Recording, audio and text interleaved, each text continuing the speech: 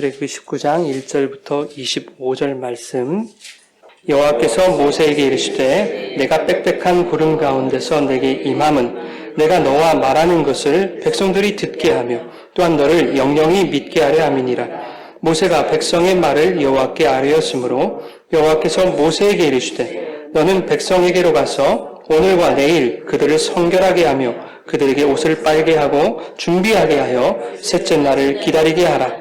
이는 셋째 날에 나 여호와가 온 백성의 목전에서 시내산에 강림할 것임이니 너는 백성을 위하여 주의 경계를 정하고 이르기를 너희는 삼가 산에 오르거나 그 경계를 침범하지 말지니 산을 침범하는 자는 반드시 죽임을 당할 것이라. 16절입니다.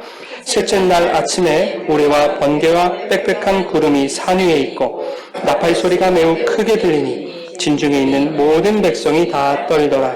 모세가 하나님을 맞으려고 백성을 거느리고 진에서 나오매 그들이 산 기슭에 서 있는데 시내산에 연기가 자욱하니 여호와께서 불 가운데서 거기 강림하심이라. 그 연기가 온기가마 연기같이 떠오르고 온 산이 크게 진동하며 나팔 소리가 점점 커질 때에 모세가 말한즉 하나님이 음성으로 대답하시더라.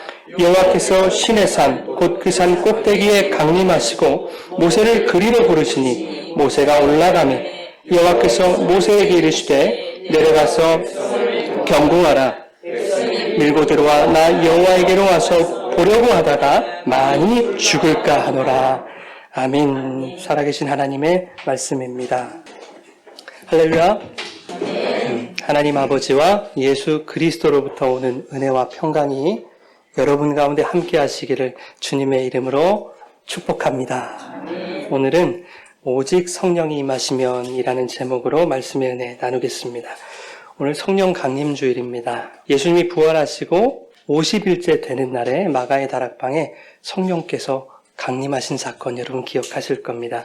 그날을 오순절 성령 강림 그렇게 부르죠. 구약에서는 오순절을 뭐라고 하죠?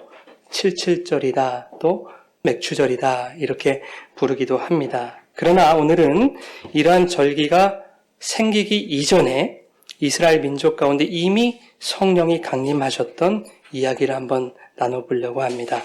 이 이야기를 나누는 목적은 이것입니다. 성령이 왜 오셨는지, 그리고 성령의 역사는 우리 가운데 어떻게 나타나는지, 또한 성령이 오신 의미가 오늘 우리들의 신앙 속에 무엇을 요청하고 있는지 오늘 우리가 살펴보게 될 것입니다. 오늘 본문인 출애굽기 19장에는 성경 전체를 관통하고 있는 한 가지 중요한 정신이 흐르고 있습니다. 하늘의 정신. 그것이 바로 5절과 6절에 나와 있어요. 우리 같이 한번 읽겠습니다. 세계가 다 내게 속하였나니 너희가 내 말을 잘 듣고 내 언약을 지키면 너희는 모든 민족 중에서 내 소유가 되겠고 너희가 내게 대하여 제사장 나라가 되며 거룩한 백성이 되리라. 너는 이 말을 이스라엘 자손에게 전할지니라. 아멘. 하나님의 소유, 제사장 나라, 거룩한 백성이 되게 하시려는 것, 이것이 하나님의 뜻과 계획, 그 하늘의 정신이었습니다. 그렇다면 이 계획과 하나님의 정신이 구약을 넘어서 신약에서도 동일하게 나타나야 되겠습니다. 또한 반드시 이것이 이루어져야 된다는 것은 두말할 나위가 없는 것이죠. 그러면 신약의 말씀을 통해서 이 하나님의 정신이 어떻게 나와 있는지 한번 살펴보겠습니다. 베드로전서 2장 5절 말씀 우리 함께 봉독하겠습니다. 너희도 산돌같이 신령한 집으로 세워지고 예수 그리스도로 말미암아 하나님이 기쁘게 받으실 신령한 제사를 드릴 거룩한 제사장이 될지니라. 아멘. 산돌같이 신령한 집으로 세워지고, 산돌이 누구를 말할까요, 여러분? 예수 그리스도죠. 산돌, 뜨인돌 다 예수를 나타내는 것이죠. 그 예수 그리스도와 같이 예수님처럼 너희를 신령한 집으로, 다시 말하면 성전으로 세우실 것이다. 신령한 집 성전은 무엇을 의미합니까? 하나님 나라를 의미하는 것이죠. 그래서 이 말씀은 하나님 나라와 그 나라의 거룩한 제사장들로 너희를 삼아주겠다 하는 말씀인 겁니다. 베드로전서 2장 9절 같이 읽겠습니다. 그러나 너희는 택하신 족속이요 거룩한 나라요 그의 소유가 된 백성이니 이는 너희를 어두운 데서 불러내어 그의 기이한 빛에 들어가게 하시니에 아름다운 덕을 선포하게 하려 하심이라. 아멘. 자, 바로 너희가 내가 택한 백성이고 나의 소유들이고 왕같은 제사장들이고 거룩한 나라들이다. 바로 너희들이야 라고 말씀해 주시는 거예요. 요한계시록에도 많은 구절들이 있습니다만은 우리가 한 구절만 읽겠습니다. 20장 6절 말씀 같이 읽겠습니다. 이 첫째 부활에 참여하는 자들은 복이 있고 거룩하도다. 권세가 없고 도리어 그들이 하나님과 그리스도의 제사장이 되어 1000년 동안 그리스도와 더불어 왕노릇하리라. 아멘. 이 왕노릇하는 사람들이 누굽니까? 여기 다 계시잖아요. 여기 계신 저와 여러분. 요한계시록은 하나님의 영혼 속에 이미 완성된 하나님의 나라를 사도 요한이 보고 들은 대로 지금 기록한 거 아니겠습니까? 지금 하나님 나라의 왕과 제사장, 거룩한 백성으로 저와 여러분이 존재하고 있더라 하는 것을 지금 보여주고 있는 말씀이에요. 게르할도부스라고 하는 유명한 신학자가 있었습니다. 그분이 이런 말씀을 하셨어요. 종말이 구원을 앞선다. 여러분 한번 생각해 보십시오. 인간들이 가진 시간적 개념으로는 이게 잘 이해가 안 돼요. 왜냐하면 인간의 시간적인 흐름상으로는 종말이라는 것은 저 뒤에 있는 거예요. 근데 하나님의 구원은 어떻습니까? 창세 전에 이미 계획되었다. 그러니 하나님의 이 구원이 종말을 앞서야 된다 하는 것이 맞는 것인데 이 신학자가요, 이 종말이 창조, 이 구원을 앞선다 이렇게 말씀하고 있는 거예요. 그러니 우리에게 잘 이해가 안 되는 거죠. 그러나 하나님의 영혼은 시간과 공간의 제약이 없지요, 여러분. 어디가 시작이고 어디가 끝인지 그 경계나 구분이 없습니다. 있을 필요도 없는 거죠. 그래서 하나님은 처음과 끝이 되시고 알파와 오메가 되신다고 성경이 기록하고 있는 겁니다. 여러분 지구본 아시죠? 동그란 구에 점을 하나 딱 찍어 보십시오. 이 점은 시작점일까요? 끝점일까요? 중간점일까요? 다 되겠죠. 하나님의 영혼이 그런 것입니다. 반대로 우리가 사는 이 세상은 그 구에 찍힌 점 하나만도 못한 곳이 이 세상이라고 하는 거예요. 그러니 우리는 시간과 공간의 제약이라고 하는 이 세상의 한계 속에 살고 있기 때문에 마치 하나님의 창조는 과거의 일이고 또 종말은 미래의 일처럼 인식하면서 그렇게 살아갑니다. 그러나 하나님의 영혼 속에는 이미 하나님의 나라가 완성되어 있다라고 말씀하고 있는 것이죠. 우리가 바로 그 나라들이고 그 나라의 왕들이고 거룩한 제사장들이다. 그렇게 이미 그 나라에 존재하고 있다라는 것을 믿으시기 바랍니다. 믿으시기 바랍니다. 마스크를 벗으셔야 되나? 여러분 성경은요. 태초에 하나님이 천지를 창조하셨다라는 말씀으로 시작하고 있죠. 이 태초는요. 시작, 기원, 근원, 시초, 원천 이런 뜻을 가지고 있습니다. 이것을 베레시트라고 하는 히브리어를 사용하고 있어요. 근데 이 베레시트, 레시트라고 하는 단어는 단순히 시작을 의미하는 건 아니에요. 이 시작 속에는 이미 완성이라는 의미가 다 담겨 있습니다. 하나님의 창조, 그 시작 속에는 이미 하나님이 목적하신 계획과 작정하심이 완성되어 있다라는 것이 태초에 베레시트라는 단어예요. 근데 그 계획과 작정하심의 내용이 뭔가 봤더니 하나님이 창조하신 이 세상이라고 하는 시공간에 살고 있는 당신의 백성들을 하나님의 집으로, 하나님의 처소로, 성전으로, 하나님 나라들로 만들어 가시겠다 하는 것이 그 베레시트의 내용인 거예요. 그런데 더 나아가서 그 내용을 완성하시는 분이, 즉 백성들의 온전한 성전됨을 완성하는 분이 누구더라? 성전으로 오신, 하나님 나라로 오신 예수 그리스도더라 하는 것이 모든 성경의 내용입니다. 성경은 거기서 조금도 벗어나지 않아요. 이렇게 성경은요, 선택한 자들을 하나님 나라의 성전되게 하시려는 목적으로 시작하신 겁니다. 그것이 태초에 이 베레시트라는 말 속에 이미 다 담겨 있고 설명되고 있는 거예요. 제사장 나라, 거룩한 백성, 하나님의 소유가 된다는 것 다 동일한 말입니다. 하나님의 성전이 된다, 하나님 나라가 된다라는 뜻입니다. 이러한 하나님의 뜻을 이루시기 위해 하나님은 이제 하나 둘 당신의 계획대로 실행에 옮기실 거예요. 그런데 오늘 본문에서는 바로 성령으로 하나님께서 강림하시는 것, 그것으로서 당신의 계획을 실행하고 계시더라 하는 겁니다. 본문 19장 1절에 보면 이스라엘이 출애굽한 지 3개월이 되던 날에 시내 광야에 도착합니다. 3개월이 되던 날, 그러니까 90일이 지났다 이 뜻이 아니고요. 3개월째가, 달수로 3개월째가 되는 그 날을 말하는 겁니다. 이스라엘이 하나님께서 아비벌을 너희들의 첫째 달로 해라 이렇게 말씀해 주셨거든요. 그래서 첫째 달 아비벌 14일에 출애굽을 시작해요. 첫째 달 14일에 떠나서 둘째 달 15일에 신광야에 도착합니다. 그러면 며칠 걸었죠? 첫째 달 14일부터 둘째 달 15일까지. 첫째 달이 31일까지 있었다면 32일 걸었겠죠? 자, 32일이라고 생각해 주세요. 그리고 둘째 달 15일부터 셋째 달이 되는 날을 며칠 걸어갈까요? 보름 걸어가겠죠? 그러면 32일에 보름을 더하면 며칠까요? 47일이죠. 지금 애굽을 출발한 지 47일째 되는 날에 이스라엘 백성이 시내 광야 앞에 도착한 거예요. 그런데 그 사흘 뒤에 셋째 날에 즉 오순 50일째에 하나님이 시내산에 강림하시더라 하는 거예요. 마가의 다락방 오순절에 임하셨던 성령이 이미 이스라엘에게 임했다 하는 것을 말씀하고 있는 거죠. 본문 19장 10절에서 11절 우리 같이 읽겠습니다. 여호와께서 모세에게 이르시되 백성에게로 가서 오늘과 내일 그들을 성결하게 하며 준비하게 하여 셋째 날을 기다리게 하라. 이는 셋째 날에 나 여호와가 온 백성의 목전에서 시내 산에 강림할 것이니 온 백성의 목전에서 하나님께서 거룩한 영으로 성령으로 강림해 주셨어요. 50일째 되는 날에.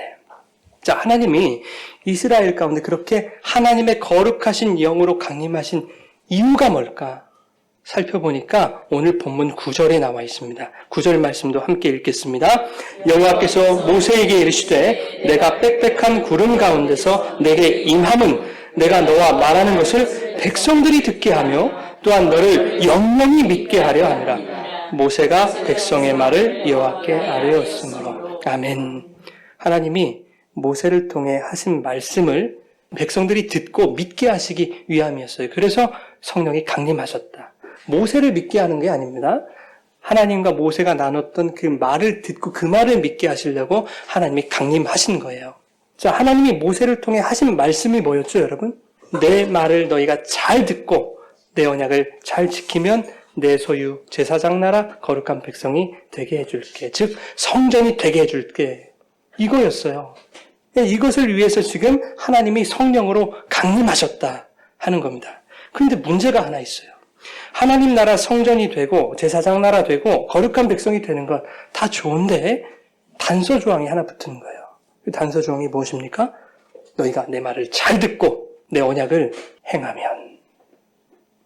그런데 그게 안 되면 이거 다 무효된다는 얘기 아니겠습니까? 본문 8절에 이스라엘 백성들이 이렇게 대답합니다. 백성이 일제히 응답하여 이르되 여호와께서 명하신 대로 우리가 다 행하리이다 그래요. 다 행하겠대요, 이스라엘 백성이. 말로는 무슨 말을 못해요, 그죠? 그러나 우리가 알다시피 이스라엘 역사는 줄곧 하나님을 배반하는 역사 아니었습니까? 자, 내 말을 듣고 언약을 잘 지키면이라고 하는 이 조건부의 표현 속에 너희는 그거 불가능한 자들이다 라고 하는 뜻이 숨어 있는 것입니다, 여러분.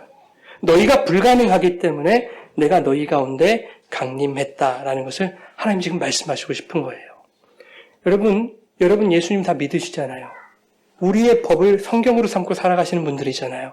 그러면 여러분의 인생 동안에 이 성경의 말씀을 한 번도 거스르지 않고 어기지 않고 잘 살아가고 계시잖아요. 그렇죠?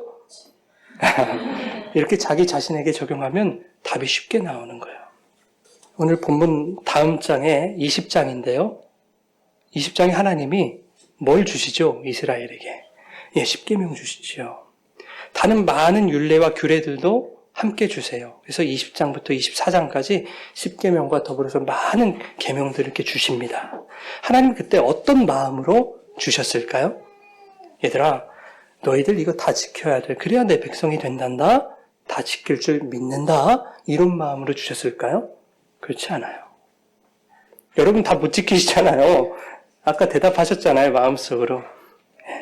이스라엘아, 이 율법들 다 지켜야 돼. 그래야 내 백성이 되는 건 맞아. 그래서 너희들이 이 율법을 완벽하게 지켜내야 하는 것, 그게 맞는 거야. 그런데 어떡하니? 너희들은 그거 못해. 라는 마음으로 이스라엘에게 계명과 율법들을 주셨다 하는 것입니다. 본문 12절에 이렇게 말씀합니다.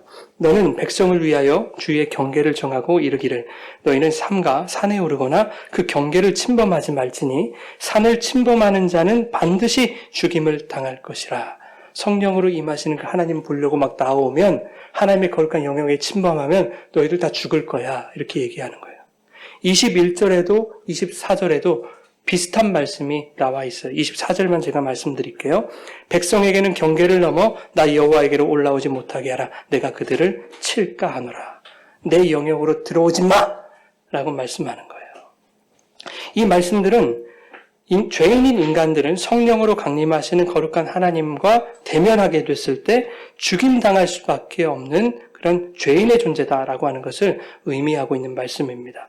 그러니 험한 꼴 당하기 싫으면 백성들에게 경고하고 주의시켜라 하는 뜻인 거예요. 그와 동시에 근본적인 인간의 실체와 실상을 고발하고 있는 거예요. 인간은 거룩하신 하나님의 경계를 넘으려고 하고 하나님의 영역에 침범하려고 하고 사망의 길로 들어서기를 원하는 그 죄의 속성을 지닌 존재들이 바로 인간들이다라고 하는 것을 애둘러 표현하고 계시는 겁니다. 그래서 이 말씀들 이후에 십계명과 각종 율법들을 주시는 거예요. 너 내 영역으로 침범하지 마. 죽을 거야. 그렇게 말씀하시고는 십계명과 율법들을 주신다고요. 자, 지켜라. 이러고. 무슨 말입니까? 십계명, 모든 율법, 규례들은 이것들은 사실 하나님의 영역이지 인간이 침범할 수 있는 영역이 아니다라는 것을 말씀하고 계시는 거예요. 인간의 능력으로는 완벽하게 지켜낼 수 없는 것, 신의 영역, 그것이 바로 십계명 율법이다. 이것을 표현하시기 원했던 겁니다. 그러면 하나님이 주신 율법, 우리 지키지 못하는 자들이니까 안 지켜도 되는 것이겠습니까? 그렇지 않아요. 하나님 분명히 지키라고 주신 거예요. 그러니까 우리 열심히 지켜야 돼요. 그런데 하나님의 의도는 이런 거예요. 이를테면 내가 너희에게 지키라고 준 이 율법들 반드시 지켜야 되는 것은 맞는데 그래도 어디 한번 지켜보거라. 되나 안 되나. 이거예요, 여러분. 너희들이 할 수 있는 최선의 노력을 다해서 최선의 방법을 다해서 한번 지켜보거라. 되나 안 되나 해봐. 이거예요. 하나님이 이 마음으로 주셨어요. 그렇게 이 율법을 지키면 지킬수록 너희 자신이 왜 율법을 완벽하게 지켜내지 못할 자들인지를 깨닫게 될 것이다. 그리고 깨달아야만 한다.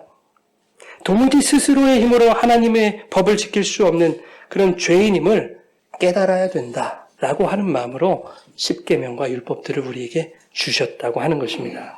이것이 계명과 율법 주시는 하나님의 의도였어요. 이것이 율법의 목적 아닙니까, 여러분? 로마서의 율법의 목적이 이렇게 나와 있죠. 3장 20절 같이 읽겠습니다. 그러므로 율법의 행위로 그의 앞에 의롭다 하심을 얻을 육체가 없나니 율법으로는 죄를 깨달음이니라. 율법은 죄를 깨닫게 하는 거예요. 율법은 다 지켜서 구원받는 게 맞아요, 사실은. 그렇게 주신 건데 인간은 다 지킬 수 있는 사람이 없어요. 율법을 다 지키지 않고 하나만 어겨도 죄입니다. 그래서 율법은 죄를 깨닫게 하는 거예요. 아, 그렇구나. 난 율법 지킬 수 없어. 죄인이네. 이걸 깨닫게 하시는 거예요. 로마서 5장 13절에도 같이 한번 읽어보겠습니다. 죄가 율법 있기 전에도 세상에 있었으나 율법이 없었을 때에는 죄를 죄로 여기지 아니하였느니라. 율법이 없으면 죄가 죄인지도 모르고 사는 거죠. 그러니까 율법을 주셨다는 것은 아, 이게 죄구나라는 것을 깨우쳐 주시기 위해 우리에게 율법을 주셨다 하는 거예요. 그렇다면 하나님이 성령으로 강림하신 후에 이스라엘에게 율법을 주시는 것은 율법을 통해 이스라엘이 죄인이라고 하는 것을 알게 하시려는 것인데 어떻게 알게 하십니까? 하나님의 성령이 친히 깨닫게 하시겠다 그 말입니다. 너희가 죄인됨을 내가 친히 깨닫게 해줄게. 그 의미로 성령께서 그들 가운데 내려오셨다 하는 겁니다. 그런데 우리에게 아직 해결되지 않은 문제가 하나가 있어요. 너희는 내 말을 잘 듣고 내 언약을 잘 지키라고 했는데 이제 율법은 죄를 드러내는 것이라고 했으니까 아니 오히려 우리 죄인됨이 더 드러나게 되었잖아요. 첩첩산중이잖아요. 이걸 어쩌자는 겁니까? 그러나 하나님께는 다 계획이 있으시죠. 하나님은. 하나님의 해결책은 바로 이겁니다. 하나님께서 십계명과 모든 율법을 가르치신 후에 20장부터 24장까지 그렇게 율법을 쭉 가르쳐 주시죠. 그 후에 무엇을 명하세요, 여러분? 오늘의 퀴즈입니다. 무엇을 명하실까요? 24장 후반부터 성막을 만들어라 그래요. 성막을 만들어라. 하나님의 나라의 모형으로 등장하는 것이 여러분 성막이죠. 하나님 나라에 성전이 있을 거 아니에요? 하나님 나라의 성전을 성막으로 모형화하여서 지금 성경에서 설명하고 있는 거예요. 그런데 그 모형의 실체가 나중에 누구로 오시죠? 예수님으로 오시잖아요. 우리 안에 성전으로 들어오시잖아요.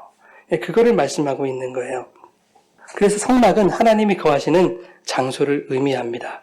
자, 성막의 제정은 하나님께서 이스라엘 백성들 가운데 거하시겠다라는 것을 의미하는 것이고 하늘의 하나님께서 이 땅으로 직접 내려오시겠다라는 것을 의미하는 것이며 언제나 그곳에 내가 너와 함께 있겠다라는 것을 의미하는 거예요.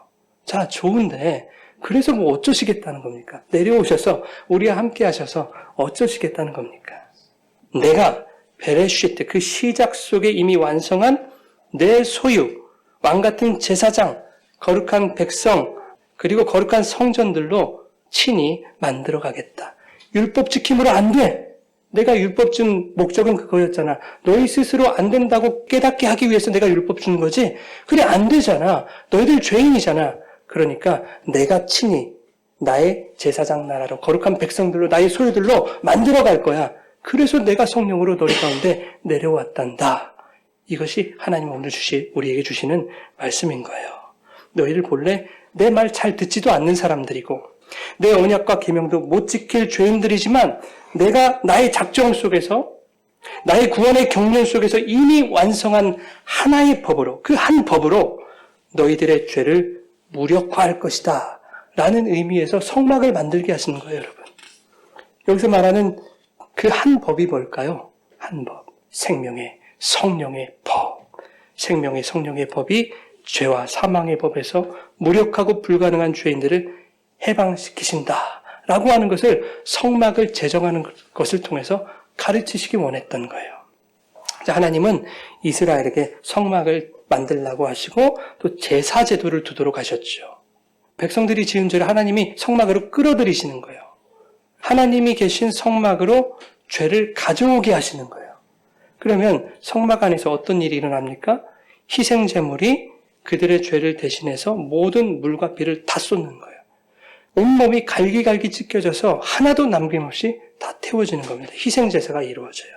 그 희생제사를 통해서 죄로부터의 해방이 허락된다라는 겁니다. 이것이 바로 성령으로 강림하신 하나님께서 계획하셨던 생명의 성령의 법인 거예요.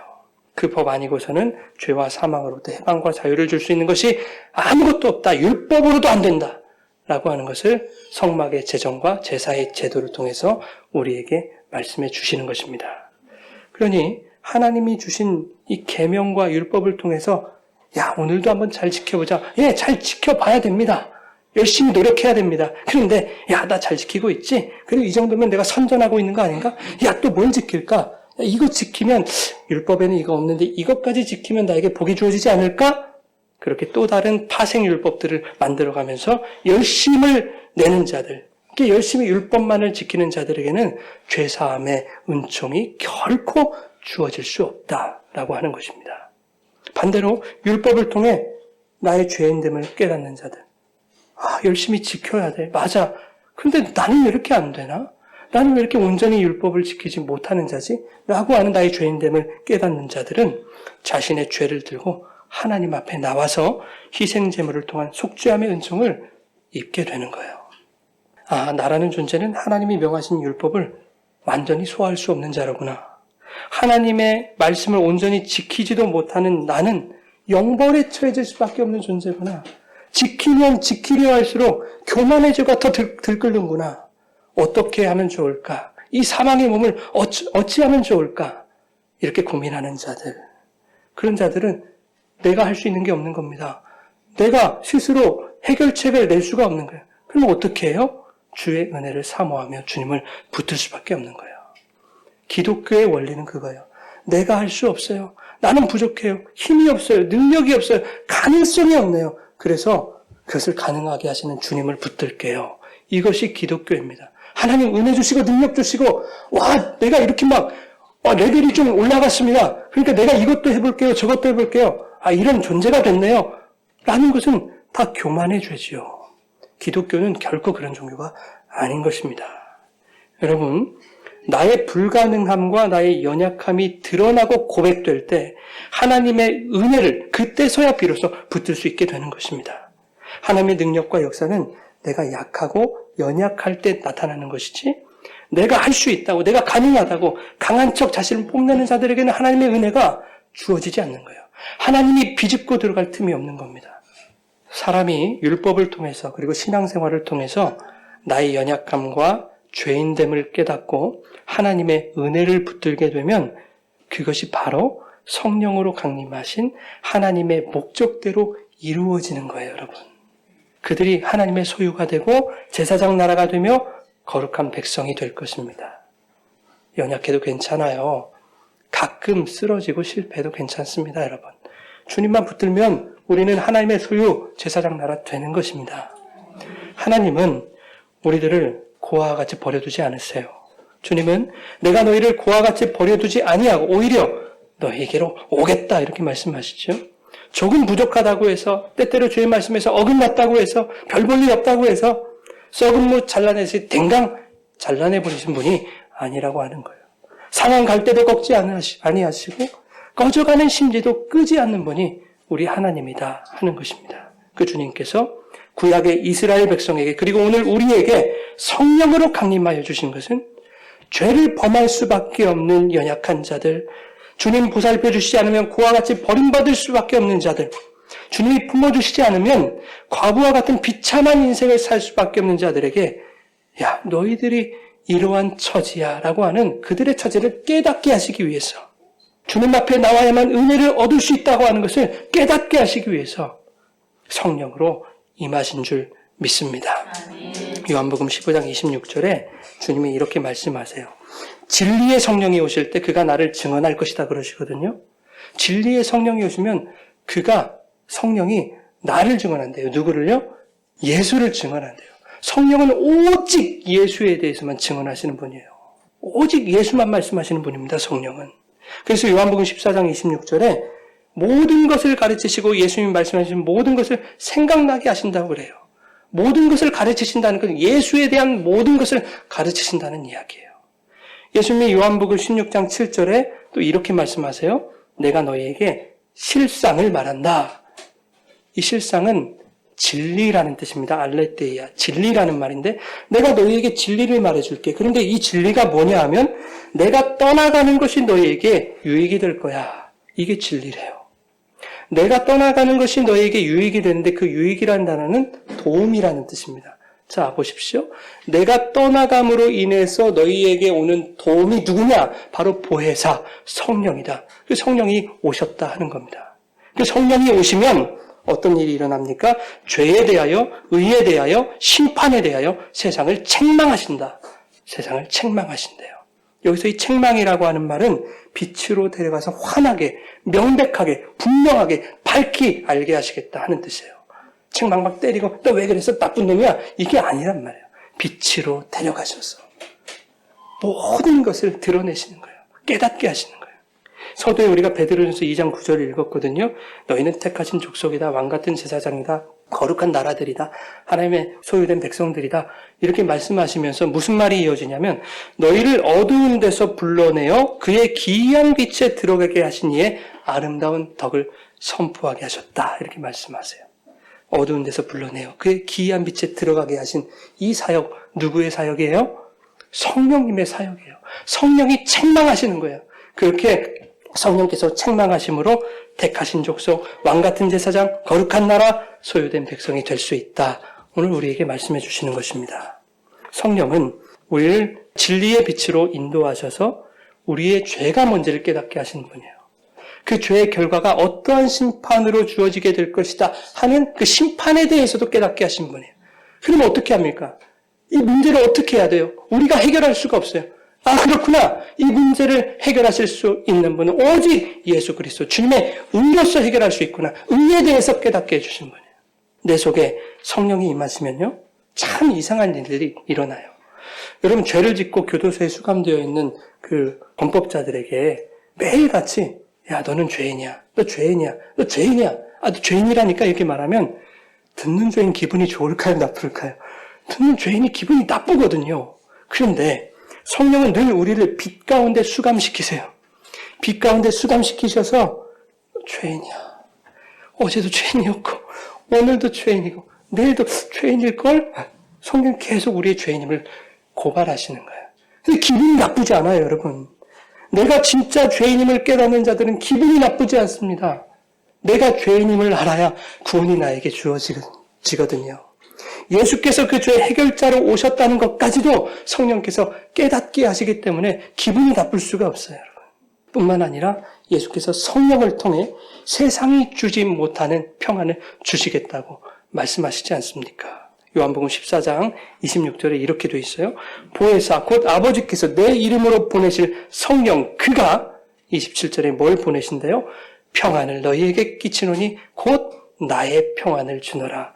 예수의 평안을 성령께서 들고 오신다고요, 우리에게. 세상이 줄 수 없는, 세상이 감당할 수 없는 그런 평안을 우리에게 들고 오시겠다는 거예요. 그 평안이 우리에게 있는데 죄인이야. 그게 무슨 대수입니까, 여러분? 아무리 죄인됨이 밝혀져도 우리에게는 세상이 줄 수 없는 평안이 주어졌다 하는 사실입니다. 사도행전 2장 17절 이하에 보게 되면 요엘서 2장에 나와 있는 말씀을 그대로 인용하고 있습니다. 마지막 날에 내가 나의 영을 모든 백성에게 부어주리니 자녀들은 예언할 것이고 청년들은 환상을 보고 아비들은 꿈을 꾸리라. 이렇게 쭉 얘기를 하잖아요.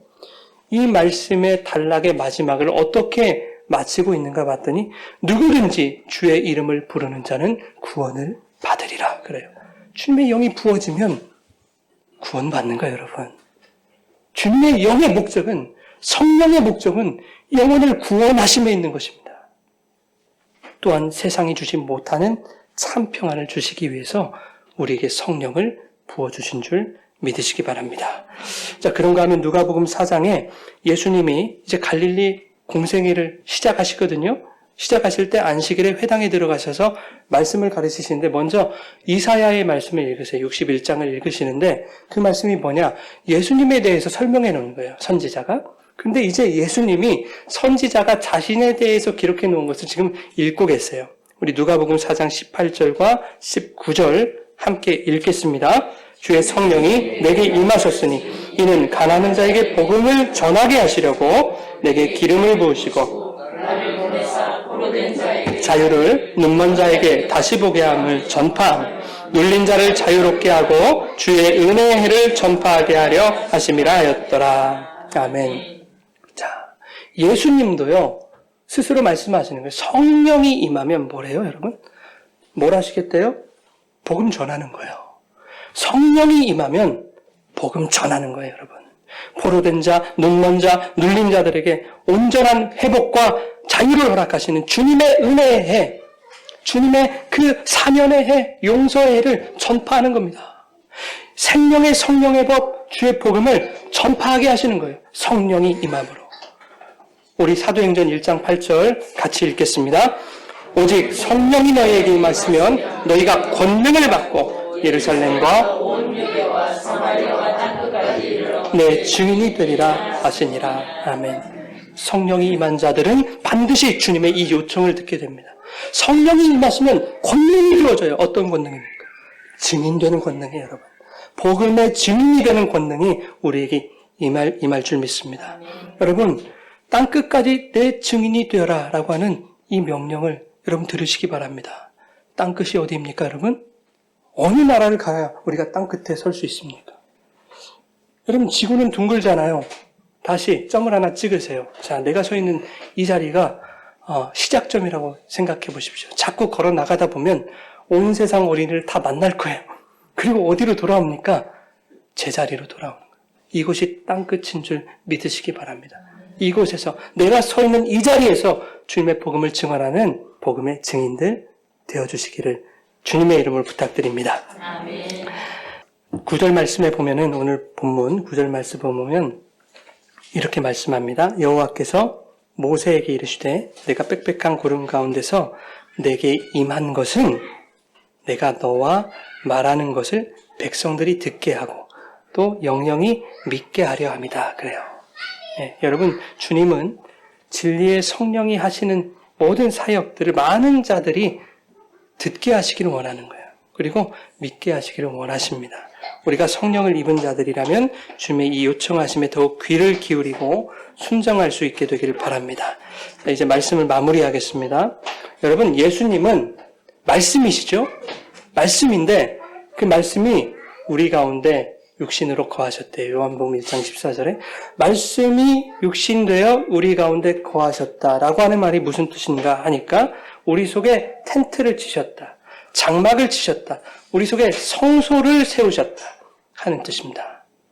하나님이 이스라엘 속으로 강림하셔서 그들에게 성막을 만들게 하시고 그 성막 안에서 이스라엘과 항상 함께 하셔서 이스라엘을 당신의 소유된 백성, 제사장 나라들로 인도하셨던 것처럼 예수님께서 우리 속에 성막으로 들어오시는 거예요. 성소로 들어오시는 거예요. 성전으로 들어오시는 거예요. 그래서 저와 여러분을 거룩한 성전으로 삼으시겠다 하는 얘기입니다. 과거 이스라엘에게 하나님은 그들의 죄를 들고 하나님 계신 성막으로 들어오라 하셨어요.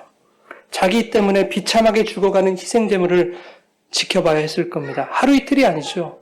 계속 반복됐을 거예요. 그 비참함. 그러나 예수님은 여전히 율법을 어기면서 죄를 저지를 수밖에 없는 부정한 우리 속에 친히 성전으로 들어오셔서 스스로 비참하게 죽임당해야 하는 영단번의 희생제물이 되어주신 거예요. 다시는 그 비참한 끔찍함 보지 말라고 영단번의 희생제물로 본인이 죽어주신 것입니다. 고아와 과부처럼 버려두지 아니하시고요. 우리에게 진리의 영이신 성령으로 친히 찾아오셨습니다. 그래서 우리가 성전되게 해주신 거예요. 그러면 하나님이 성경을 시작한 목적이 뭐라고 했어요? 처음에 베레시트. 내가 너희들을 성전으로 완성할 거야. 그리고 반드시 완성돼. 그것을 누가 완성하셨어요? 예수 그리스도께서. 그리고 성령께서 우리에게 찾아오심으로 진리의 영이 오심으로 그것이 온전히 이루어졌다 하는 것입니다. 너희가 성전인 것과 하나님의 성령이 너희 안에 거하시는 것을 알지 못하느냐. 이것이 저와 여러분에게 큰 은혜가 될 줄 믿습니다. 이 은혜를 경험한 저와 여러분에게 오늘도 성령이 부어지고 있다면 복음을 증언하라고 말씀하시는 이 성령의 요청에 증인된 삶으로 순종하는 여러분 되시기를 주님의 이름으로 축원합니다. 자, 우리 같이 찬양하겠습니다. 성령이 오셨네.